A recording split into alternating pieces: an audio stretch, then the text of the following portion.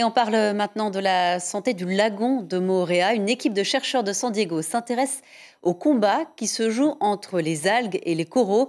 Et pour cela, ils bénéficient de l'aide d'une quarantaine de pêcheurs. Le reportage de Nicolas Suire et Patrick Tsinsing.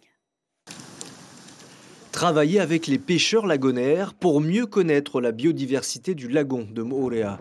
C'est une première dans le Pacifique et c'est l'initiative des chercheurs de San Diego.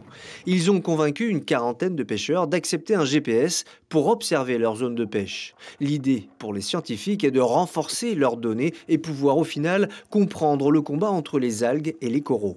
Les algues et les coraux sont en compétition pour l'espace et pour la lumière. Et dans les Antilles, il y a des cas de récifs coralliens qui ont été envahis par les algues et les coraux ont du mal à repartir, même à ne pas repartir du tout. Donc on parle de changement d'état, on parle de récifs coralliens qui se transforment en récifs dominés par les algues. Les récifs envahis d'algues sont moins riches en poissons car le corail est un refuge pour la biodiversité. Dans cette étude, les pêcheurs de Moorea y gagnent une meilleure considération et une écoute pour porter un peu mieux leurs revendications. La maille du filet du pays elle est à 40 mm.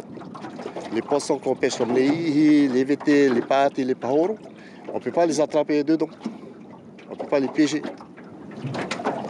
Vous pensez que c'est une bonne chose? Ils sont assez grands, ils sont assez matures, ils peuvent se reproduire à cette taille-là? Ah, ils se reproduisent. Là, tous les pahoros, à chaque pleine lune, à chaque nouvelle lune, et ils sont là.